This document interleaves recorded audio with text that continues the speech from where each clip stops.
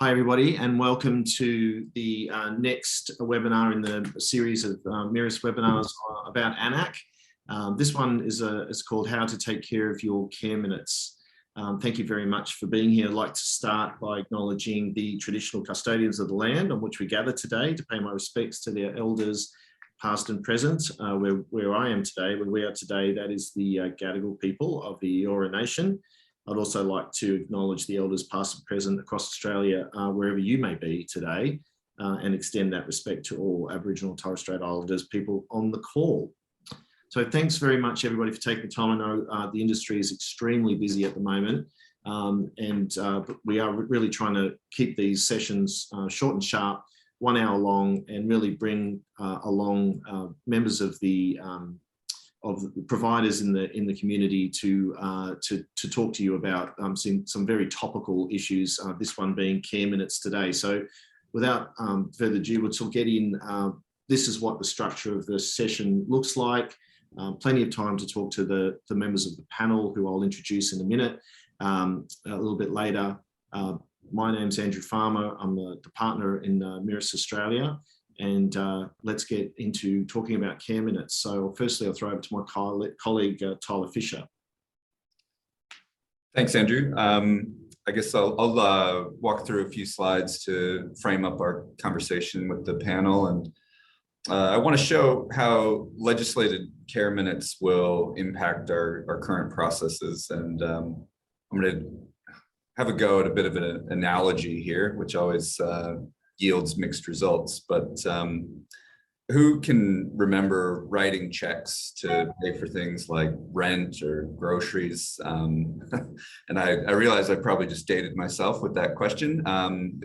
It's been a while since we've used checks, but hopefully you can recall or at least identify with the concept, particularly the idea that once a check is written, it becomes a liability.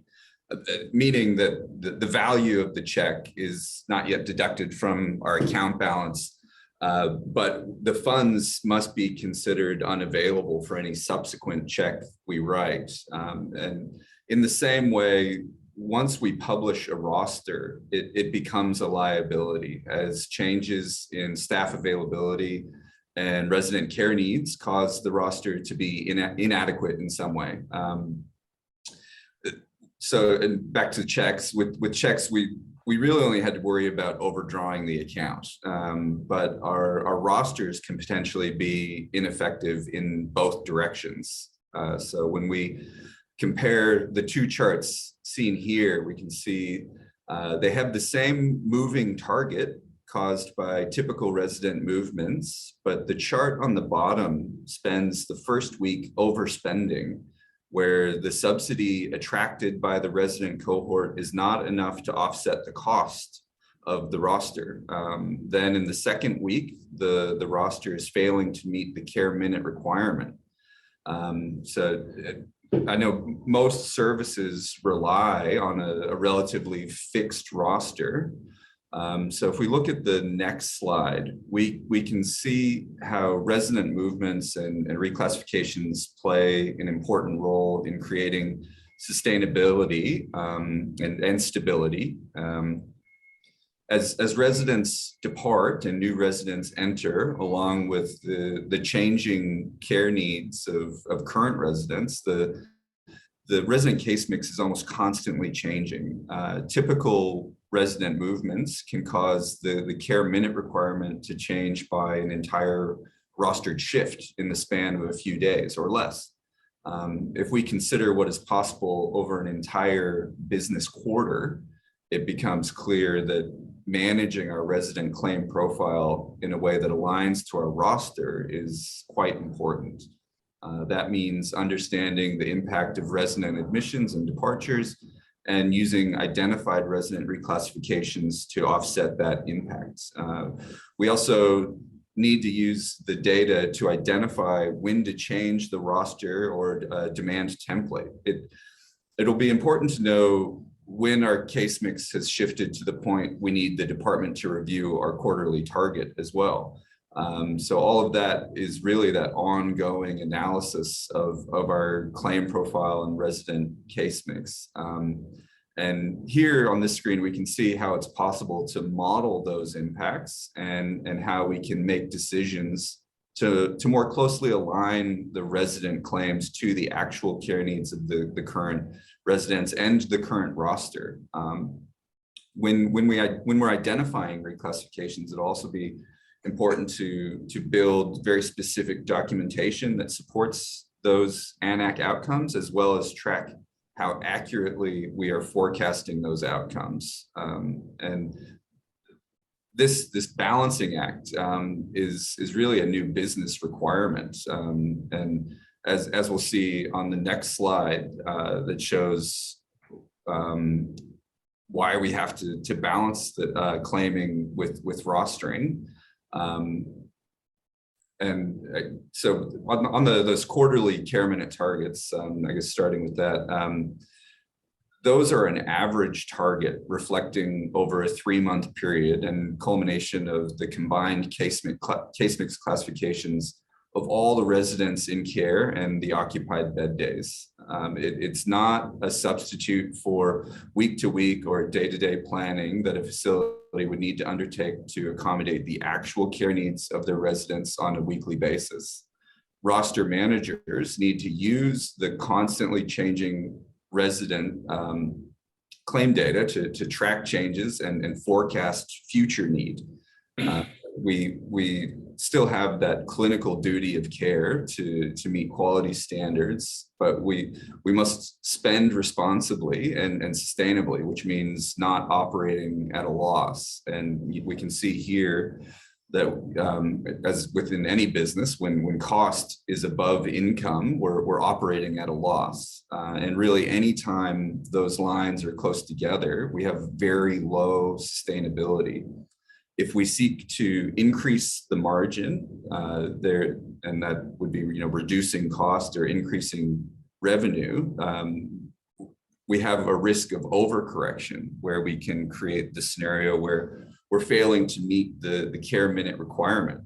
So operating in the optimal workforce to case mix ratio, it means at a micro level, using those resident movements and reclassifications to adjust the case mix, and at more of a macro level, using our demand templates to adjust the costs. And so on the next slide, we'll see how we can model those resident populations and use cost assumptions to arrive at an ideal roster configuration, or identify key demand template thresholds where we would want to switch based on either occupancy or overall acuity, that threshold where we would switch the configuration in terms of a total demand template. But what we're seeing here is basically using our known resident claim profile, and we can also model scenarios around resident movements or resident reclassifications that allow us to track performance against our care minute requirements and our financial sustainability, as well as forecast future need and account for changes in the coming demand. We can then use that data across the industry to benchmark our services against different cohorts, such as not-for-profit or regional, state, et cetera. We can model different cost assumptions to identify the capacity for wage increases, look at resident movement patterns to model a shift in the market segment, our facility services.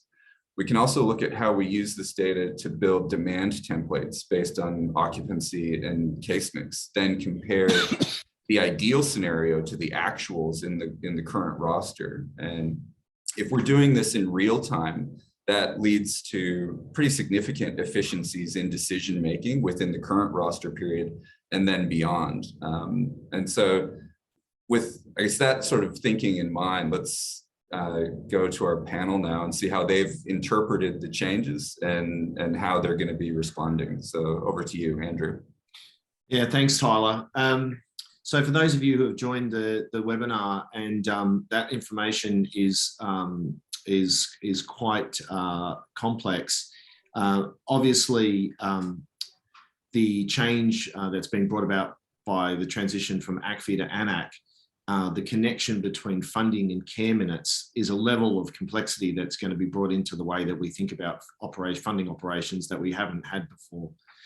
And so all of that information is really trying to paint a picture of how connecting funding to care minutes, the flow-on effect to how you actually manage your profitability, or how you analyze and think about your profitability in a way that is much less disconnected. You've got fewer disconnected variables now.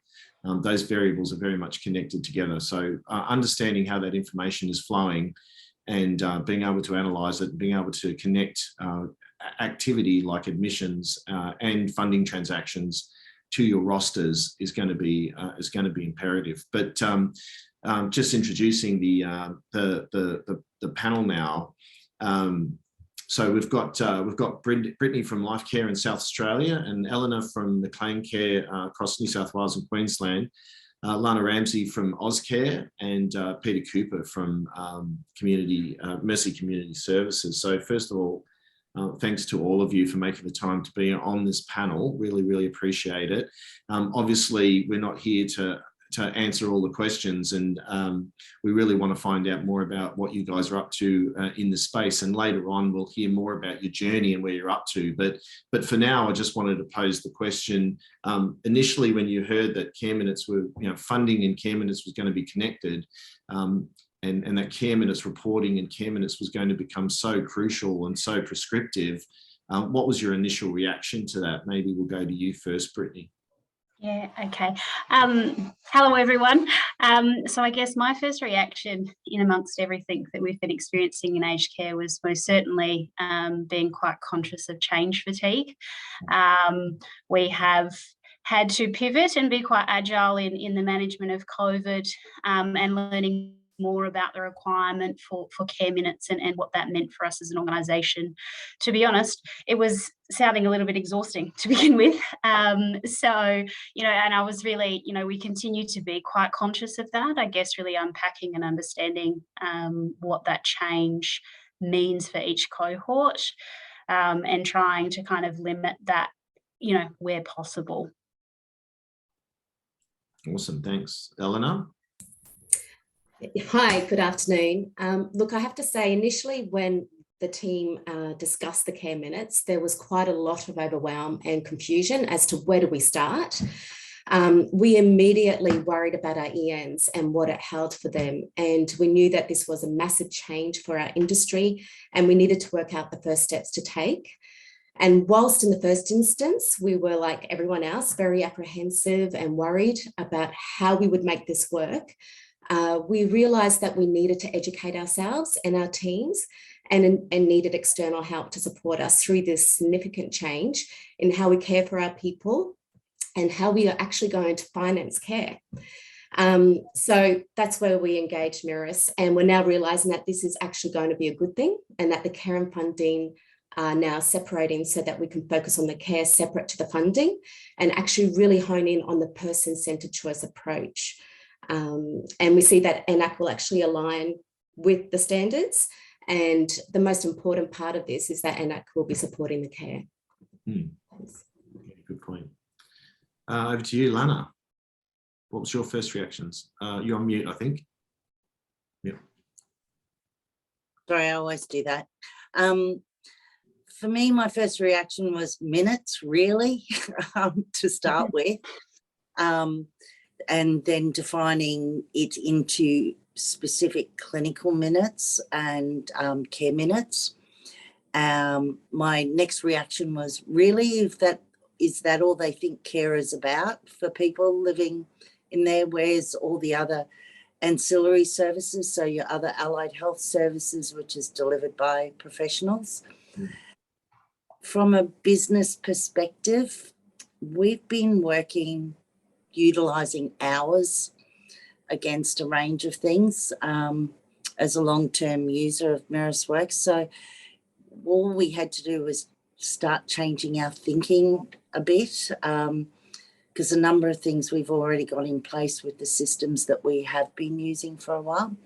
So it's around changing the discussion points and alleviating some of the fear that's been created by it, to me. Yeah, good points. For those of you on the call who don't know, MirrorWorks is our rostering platform, which we built with Ozcare. So very proud of that for quite a number of years ago now. Yes, it was 2016 when we started it. Yeah. Thanks, Lana. And Peter. Thanks, Andrew. Yes, when Care Minutes was announced and released, and I started to learn more about what it meant. I have prior to my aged care life, I was working in acute sector in private hospitals, and it was just another expression of acuity-based funding and rostering. Private hospitals are funded on a case basis on a DRG, the GRG system, as everyone's probably aware. And the classification of AN-ACC and the care minutes that come along with it are not that dissimilar in logic. They're pretty much the same. So it didn't sort of, because I had that experience from the funding side, it didn't faze me too much. What did faze me was our ability to make our rosters agile, which was the same pain that hospitals went through when DRG payment systems came in, was making their rosters on their wards more agile to match the case mix and the money coming in. And that's the challenge, I believe. You got traditions and practices and long-held practices in place around master rosters that are set so that that facility and different geographical regions, sections within a facility, different wings and so forth, separating out secure dementia units from other units, what they need. So it became clear that to become more agile, we had to become more agile in our rostering and how we deal with our workforce to do that. And that's being now complicated by workforce demand, where demand is greater than supply of the workforce. Pay rate, a lot of pressure on pay rates, particularly for the clinical registered staff. Queensland Health's not doing us any favours here, putting up their EBA by 9%. So we're competing for staff and keeping them happy when you get them. Getting them is one thing, keeping them happy and on board is the next challenge. So it's more the people and culture side of it is the more challenging piece of work for us. Apart from working through what we feel is quite a narrow definition of care minutes that we're currently seeing coming from the department, which is still the definition that was proposed by the Royal Commission. How do we best work within that to get the value out of the hours and the labour that we are putting into each resident every day? And we share the same concerns that other panellists have talked about lifestyle and allied health and pastoral and spiritual care, and those parts of what we do, which we consider to be quite important elements of care, but they don't tick a box for care minutes, so which is very sad. Yeah, thanks, Peter. Well, hopefully, I'm just about to talk a little bit about that and what we feel is the government's kind of position on that at the moment. So I won't go into some of the detail around care minutes and the fact sheets that have been released. But thank you for the reaction. So I just want to spend a few minutes just talking about some of the work that we've been doing with the providers in Australia. So we have a transition program from ACFI to AN-ACC. A couple of people on this call are on that program, and we've got over 40 providers on that program and over 30,000 beds. So a significant group of people who are all sort of going through this transition with us together. That gives us some great insight, I think, into where people are thinking, how the challenges are common and how the challenges are unique. So it's really, really fascinating to see how much everyone is sort of tackling the same issues, but it's actually landing on the organisations very differently depending on what's going on in that organisation right now, how large or small they are, and all of those sorts of factors.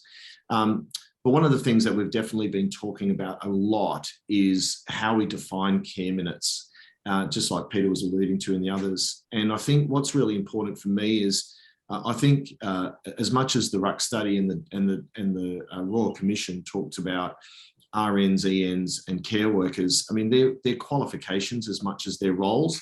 And one of the things that's become really obvious with the discussions that we've been having, some 40 plus discussions every couple of weeks with providers over the last several months, is that there's a need to define care minutes. The industry needs to define those care minutes to a certain extent, and certainly over the last couple of months in the department's webinars and in our discussions with the department, they've been very, very clear that they don't want to be prescriptive. I would argue that they maybe can't even be prescriptive. There's almost as many service models, care models out there as there are facilities. I mean, I've seen models be differing from facility to facility in one organisation, let alone between organisations.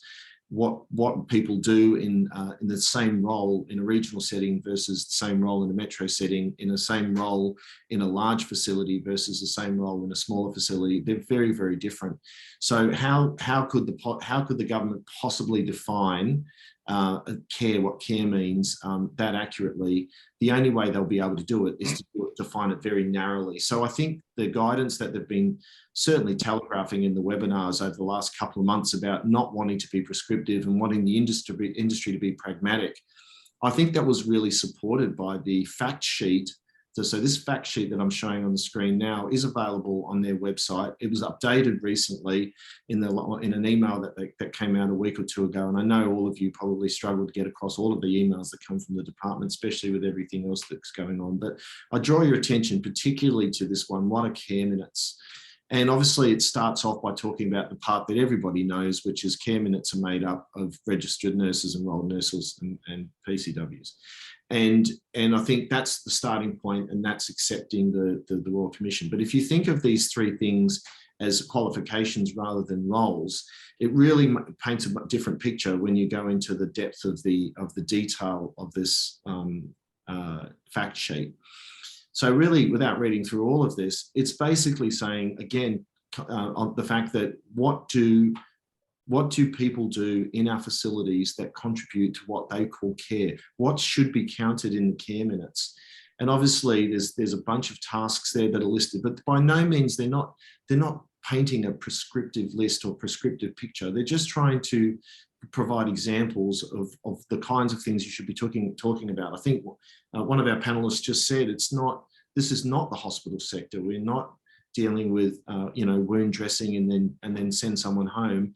We're talking about residential care, and there's a holistic model of care, and that varies significantly from provider to provider, the type of care they're focusing on, the type of resident populations that they're focusing on, and the way that they go about that care. Again, as Peter mentioned, in more spiritual environments, etc. So there's a very broad sense of what counts for care, and I think the government is asking us to be pragmatic, and I think we should take their lead on that.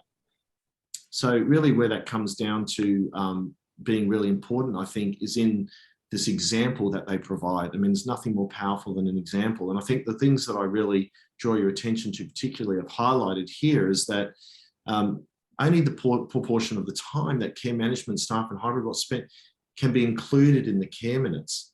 But in this particular example, they give the example of where care management staff spend a third of their time doing care. So you take and this is just an example, but you take a senior person in a management position who happens to be an RN in a facility, their care, the care time in that role is applicable to care time, and it really includes activities such as providing advice and supervision and that sort of thing. So we need to think broadly about what these qualified people are doing in the home and how we can capture that time. But I think the last point is probably the most important point, that you're also able to include the time spent on personal care by workers who undertake a variety of roles in the facility.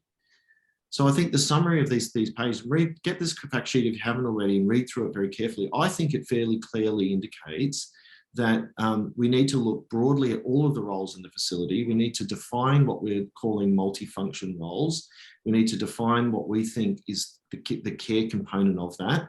And of course, things like dressing and feeding and all of these sorts of things are considered basic care needs, but we need to think broadly and holistically about how we define care in our organisation and what we mean by care. And then the department makes it pretty clear that you need to define the care minutes associated with each of these types of roles. And then when you translate that into your QFR reporting, you translate them into the boxes on the basis of their qualification.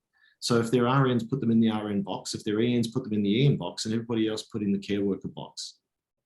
So I don't think that could be any more clear. And I think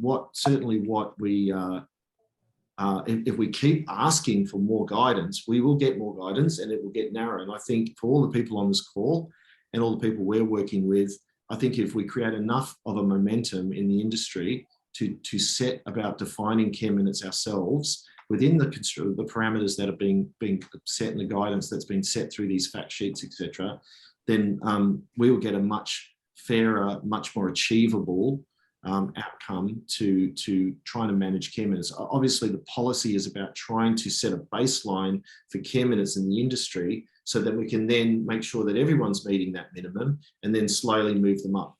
You probably all know that the campaign promises of the Labor government to increase the 200 minutes and the 40 minutes to 215 minutes and 44 minutes of RN, including 44 minutes of RN time.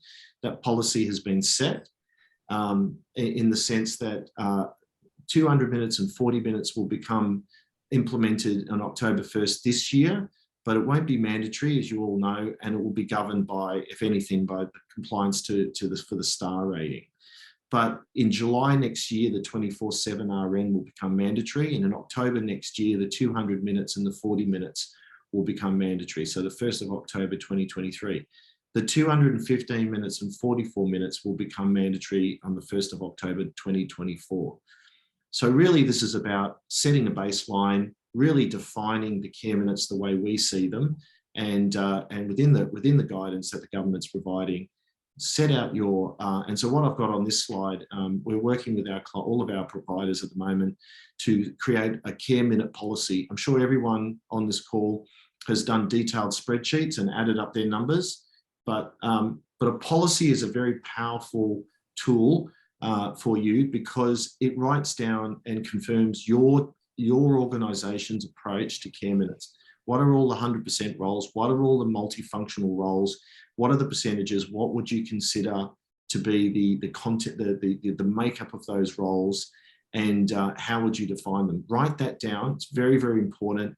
You can then hand it to finance. You can start your QFR reporting and all your calculations. You can hand it to HR and they can start looking at position descriptions and awards and aligning everything to that. And most importantly, if we get any more guidance about what is and what isn't care minutes, you can come back to that document and you can say, this is what care minutes means to us. And when we get into the auditing sort of processes later down the track, and no one knows when the Quality and Safety Agency will be given the powers to start asking questions, and it could be sooner rather than later. You've got a document you can present and say, look, this is our rationale. This is how we approached it. You tell us where we're wrong, and we'll adjust it. So I think the creation of a care minute policy is a very, very important step right now to set that expectation. And of course, if you set your care minute policy down and you add it all up and you've got 120% of your estimated care minutes based on your current classifications, then of course you can take a more conservative view. You can go back and you can reduce some percentages.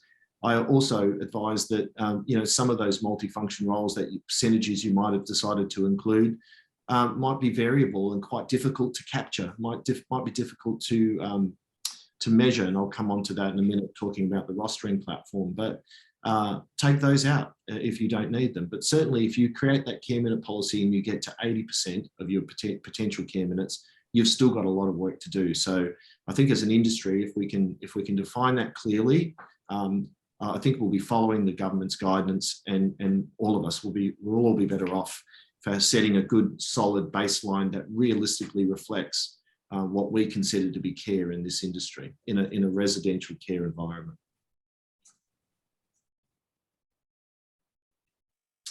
So the other thing I really wanted to talk about is how important the rostering platform is going to be to managing your care minutes. We're in the first quarterly financial reporting period now, kicked off on July the 1st, and on November 4, we'll be putting in our first quarterly report.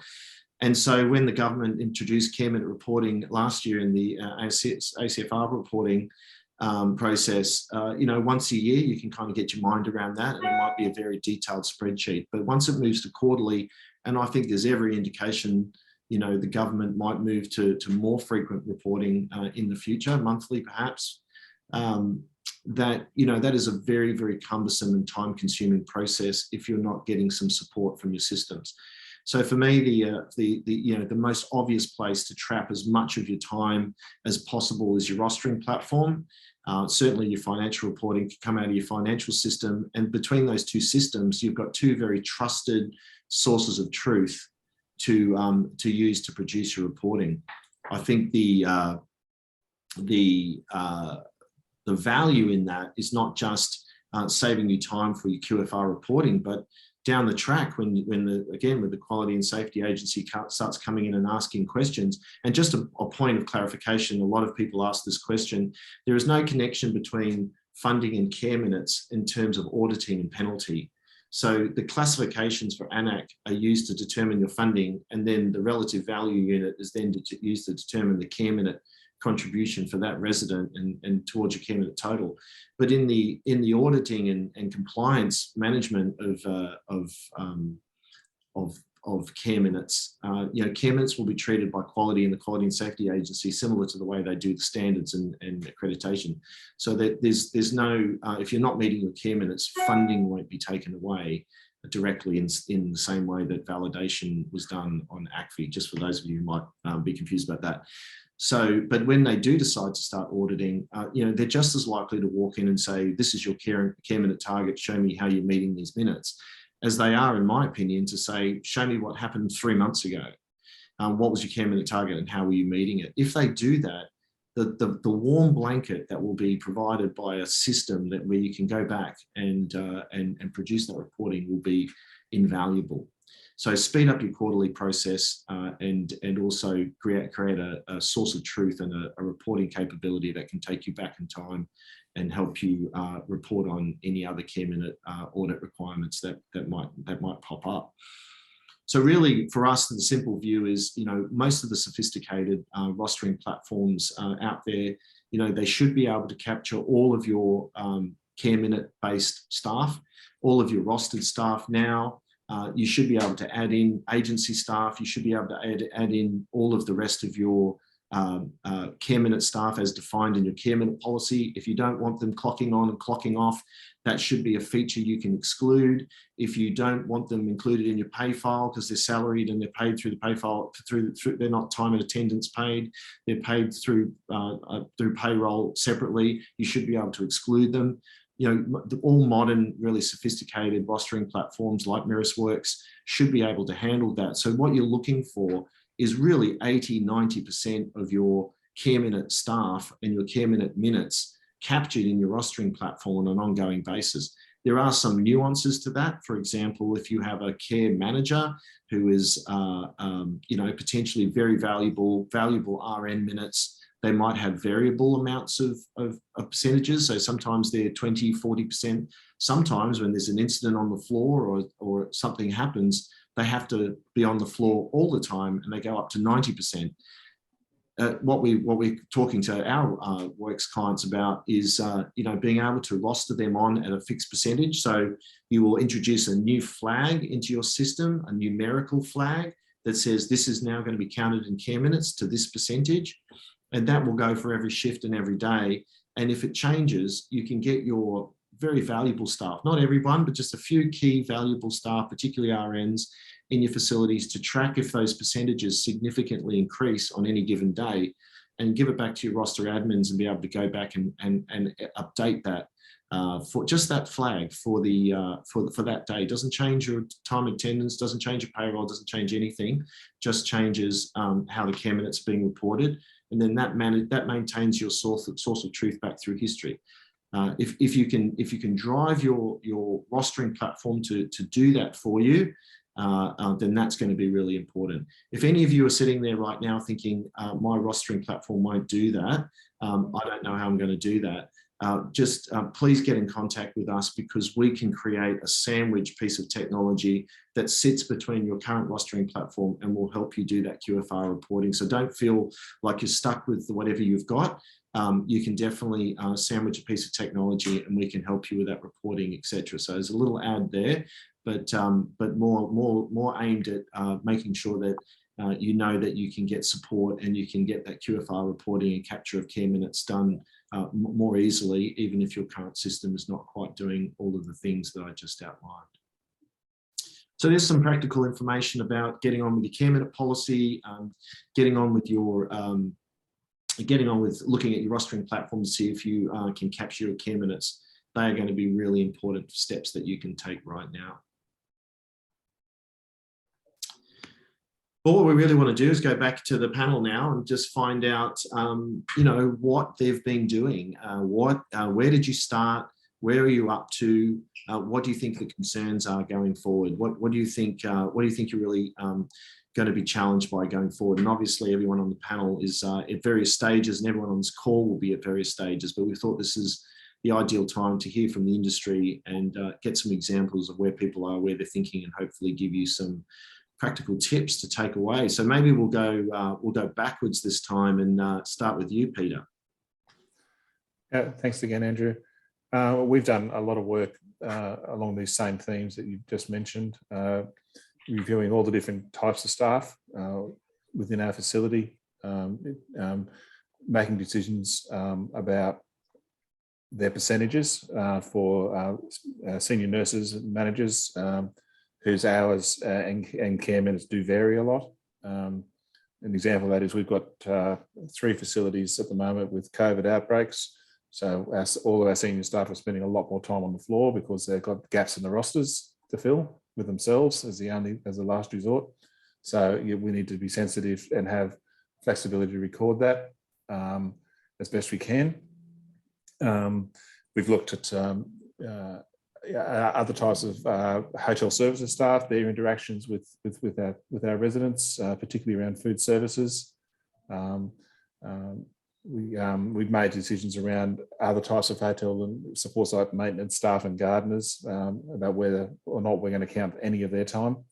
But I think the flexibility is it needs to be the surveillance going forward, because these things can change over time. You can have a gardener who's particularly good at talking with residents when they're out in the garden while he's working, and suddenly you've got an opportunity to consider, is that contributing to benefit that resident under care minutes? So the monitoring and flexibility is it's not a set and forget world, I suppose, like a master roster is. Tends to be done based against the budget for a financial year in advance. Gives the facility management clear guidance of what their staffing mix per day, per hour, per shift is going to look like. Care minutes throws all that out. It's not a set and forget world, and we have to remain flexible and be monitoring through our managers what's going on. And we will possibly be looking at implementing a monthly care minutes meeting of senior managers of the facility with myself and others, and some finance input. And so what's happened in the last month that makes the percentages we started with not work? Wherever you're at, wherever you had COVID outbreaks, what did that do to your roster?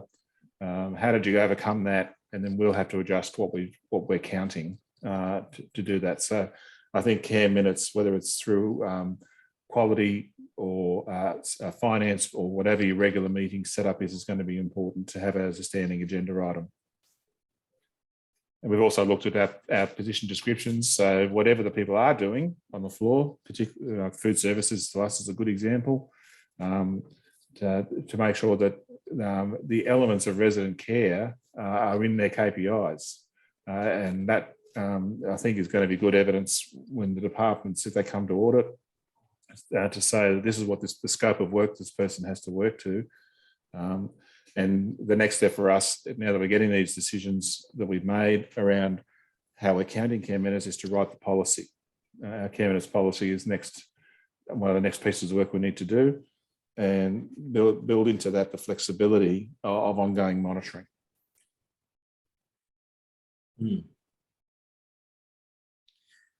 Yeah, thanks, Peter. Yeah, there's that point about the monthly cycle and how you're going to govern that. It's definitely going to create some new thinking around governance and how, because you need to bring different people together. The care minutes are being affected by admissions, departed and admissions. They're affecting your new classifications are coming in. They're affecting your case mix. Your case mix is affecting your care minutes. Then your AN-ACC transactions. We used to just push ACFI up. We can't do that anymore. We need to bear in mind that any of our AN-ACC transactions, up or down, are changing our case mix, are changing our care minute requirement. Exactly. And then we need to understand as an organisation what is our strategy with our rosters. Some people have high rosters that they like, and they need to bring their AN-ACC up to their care minutes. Some people find it very difficult to find staff, and they might be looking to manage down to their staffing levels. And some people have very stable rosters, a lot of contracted hours, a lot of permanent staff, and they need to maintain that level, as Tyler pointed out at the beginning, because if you don't, you're either carrying too much staff at too high costs, or you're carrying not enough staff and you're not. Yeah. So, and that's part of it. That's affected our human resources approach and recruitment around minimum contracted hours. It's not easy. I don't think there's any right answer to this. The workforce knows that the demand is greater than supply, so they're asking for more. Things are asking to get shifts the days they want them, the hours that they want, and pushing back when you've got situations where you're asking to work additional hours because you've got staff shortages like we are now. So there's no right answer to these questions. We'll also talking about as internal KPIs within our organisation that the care minutes outcomes should be, what should they be? Plus or minus 10% of the actual resident target, or 5%? How tight do you want to make it? You can have a situation, we have situations here, our largest facility is 204 beds, and it's runs very close to full occupancy. And then you can have, with seasonal changes, like everyone on the call knows, we can lose 10 or 12 residents in the space of less than 2 weeks, and then not have another discharge for another 8 weeks. So when you get that big hit of turnover in a short space of time, that's going to wreak havoc with the care minutes. Over that quarterly cycle, yeah. Exactly. But the industrial relations doesn't give us the flexibility to suddenly start cutting hours too quickly, because you've got minimum hours responsibilities and roster notification periods to comply with. So a lot of ways we're finding that the industrial relations world isn't keeping up with what care minutes is demanding. Yeah, I think it's one of those things that's going to change a lot over the next year or two, but maybe not, not suddenly, not over the next few minutes. Let's keep moving along. Thanks, Peter, so much. Let's hear what Lana, what have you been up to at Auschcare? What have we been up to? I suppose, I don't know, I don't want to preempt a few other people in things. As Andrew said before, we've been using MarisWorks since 2016. So as an organisation, we've actually been creating our rosters very much around what the dashboard showed that Andrew put up before, which is where we can track our hours of services. So we create multiple demand rosters, which is very dependent on occupancy, where it's viewing our occupancy, it's looking at our daily subsidy, and it is very much a roster created on hours that are allocated within those occupancy demands. So for us, there's not a significant change in how we've been thinking of things, because as you can see on any dashboard, there's going to be swings and roundabouts over the quarter. And I think what might occur in 1 week versus in 4 weeks down the track, we've got to keep in our mindset it's about a collective number of minutes at the end of a quarter. It's not necessarily a day by day, minute by minute accountability, because you're going to have days. Best example I can use is when you're taking into account a percentage of your clinical management and clinical nurses that have the operational oversight responsibility, those numbers are going to change on a weekend versus the hours and minutes that you might be providing Monday to Friday. So there's going to be slight variations. According to ACFI, we've been working with that. Yes, ANAC is different and we're reliant on others. So we're looking at our admissions and how we're admitting. We have allocated our percentages across our senior clinical roles within the facility, and we've varied those accordingly as to whether they're metropolitan, regional, rural, because their roles are quite varied in those locations.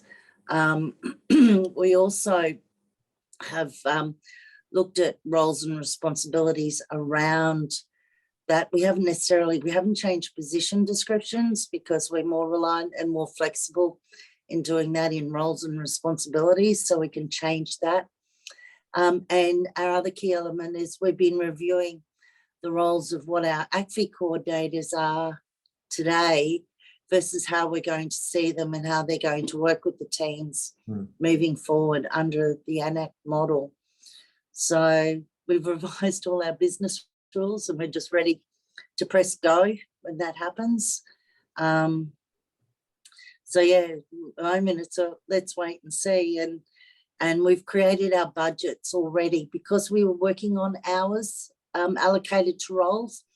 We were able to, as we've created our budgets and got the first lot of, ANAC funding allocations and classifications, what we've done is we've compared the budgets that we've created under our hours to then see what ANAC has said that we need to do to then determine what we need to increase in and what we're okay with. Mm-hmm.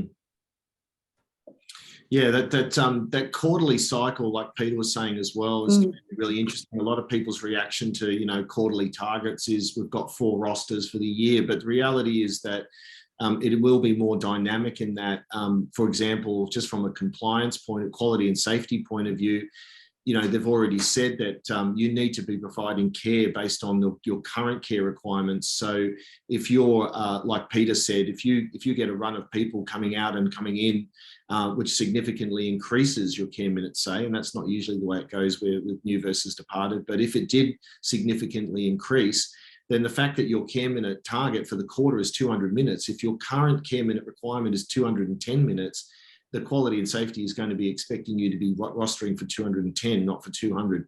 So, and then what happens vice versa in Peter's example, where your care minute requirement, actually real care minute requirement right now drops well below the target that's been set. How do you need to continue to roster to that? So there's still information that needs to be provided about how that's going to be monitored and measured. But it does definitely indicate that, through a quarterly cycle, you're going to be rostering in the middle of the quarter. You're going to be just about to start a roster. You've already published the next roster, and the one you're working on is going to be the one that's at the end of the quarter. So having visibility of what your quarterly target will be very, very important, not only what it is right now. Yeah. And I also think, we have the ability to roster all our agencies. So we've structured our rosters so that if I, as a service, call for an agency staff member this afternoon, that can actually go into the roster so it's there, and those hours and those costs are all accounted for as well. Yeah, that's a limitation of a lot of things, but it's definitely something that MirisWorks does. All right, thanks, Lan. Let's just hear from the other couple. Eleanor, do you want to go next? Yeah, sure. I was just going to walk through our approach and where we are now.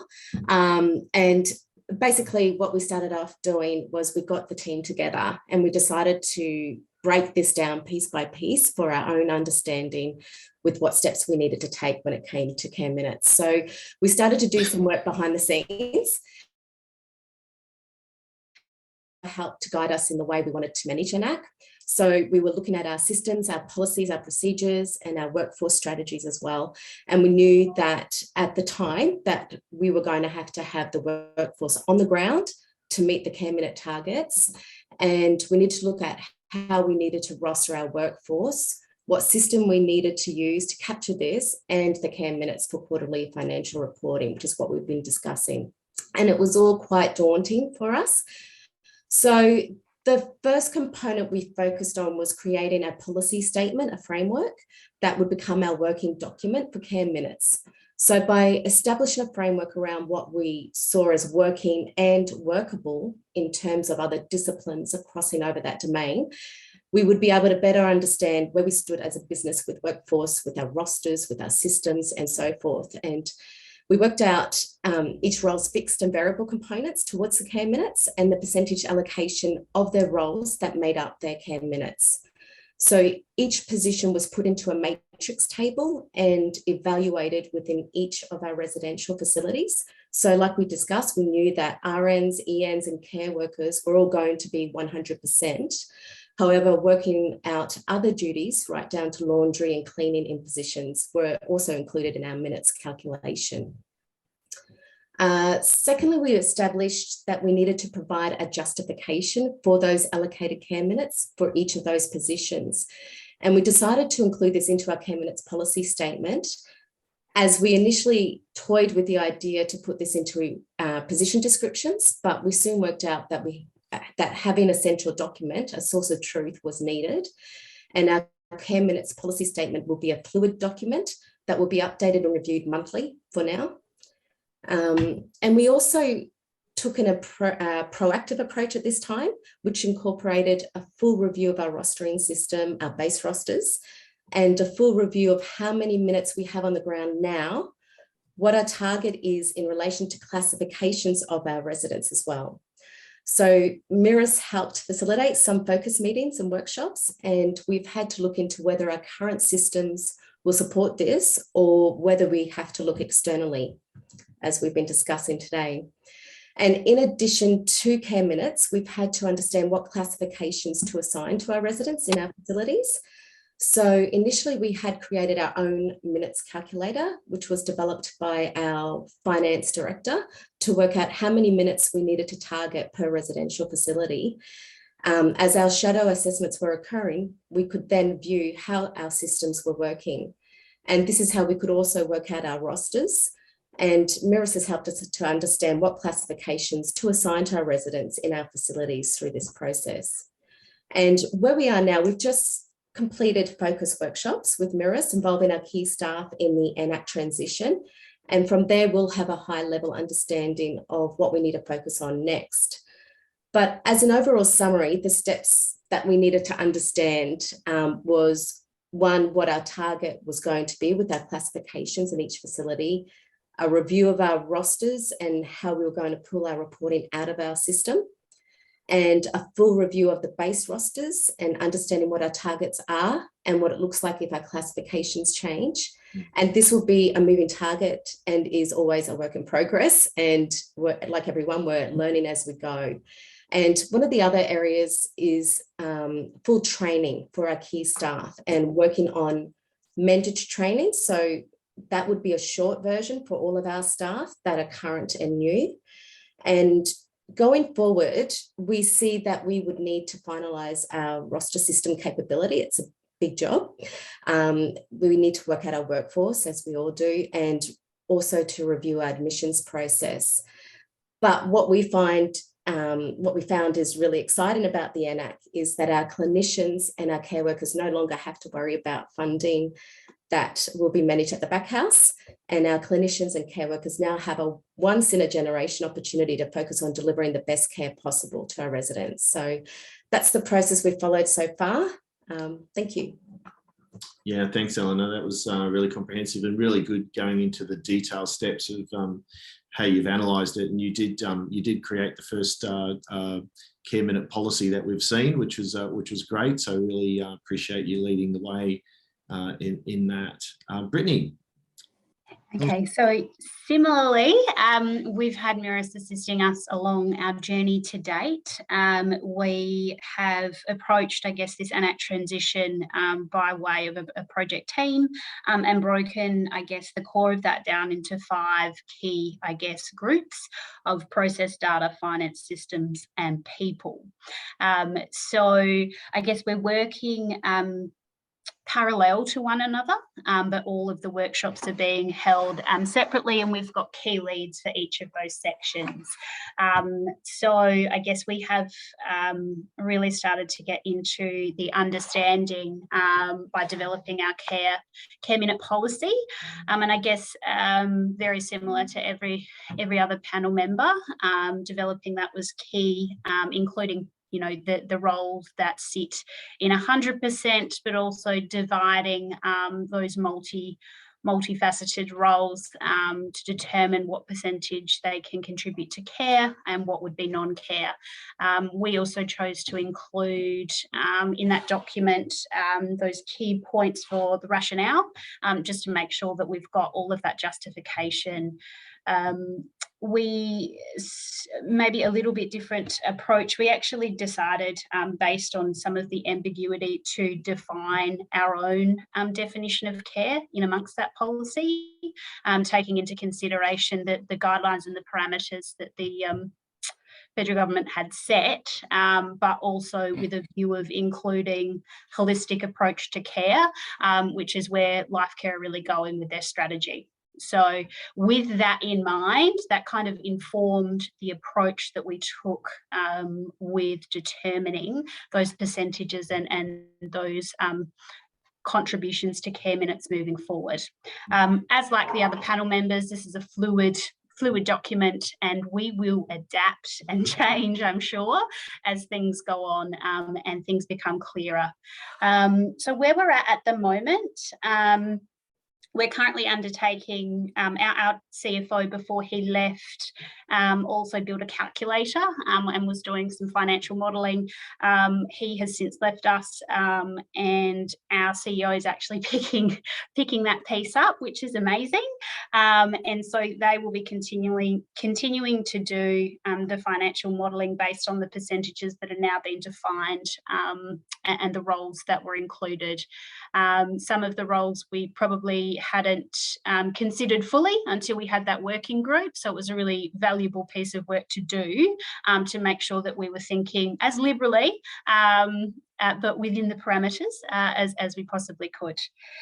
So I guess one of the key next agenda items for us is developing a pain management framework to be able to inform, I guess, what we do with our allied health cohort.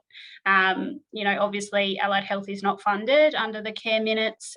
So I guess one of the key focuses for us was really understanding what our process for pain management will be into the future to inform what we can do with our allied health staff moving forward. So that's a focus for the next couple of weeks for us.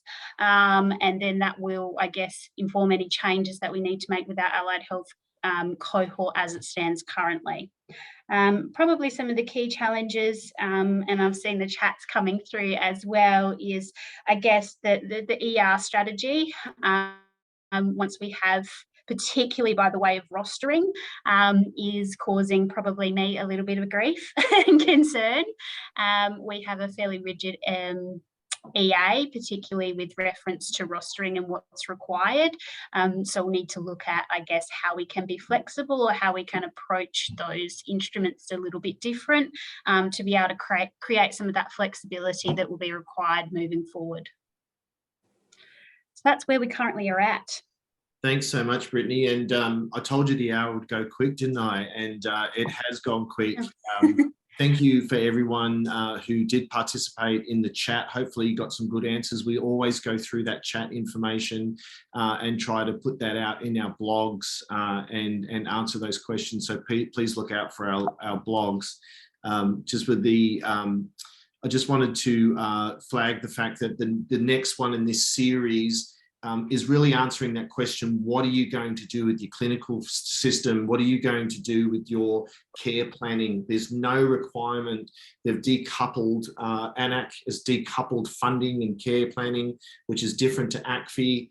And so you can either not adopt anything. That's probably just as unrealistic as adopting everything for lots of good reasons. So really coming up with a plan and a strategy for how you're going and what and when you're going to adopt ANAC assessments or information into your care planning is a very, very critical decision to make. It affects the timing, training, changes in the care planning, et cetera, et cetera. So very important. So please join us for that next one on the 30th of August. But we're out of time. It's a great topic. Care Minutes is really, really interesting. If anybody wants any more information about helping to transition an ANAC, helping with their Care Minutes requirements, helping with either rostering and becoming a source of truth, or creating that stopgap, any other information, please reach out to us. Thanks so much to our panelists. Thank you, Brittany, Eleanor, Lana, and Peter for joining us and providing that industry insight into what's going on. I'm sure everyone shared with you the sentiments that you had, and I really appreciate you guys coming and participating and making this webinar more industry focused and more real. So thank you so much for your time. Thank you to everybody, and we'll see you next time. Thank you. Thank you.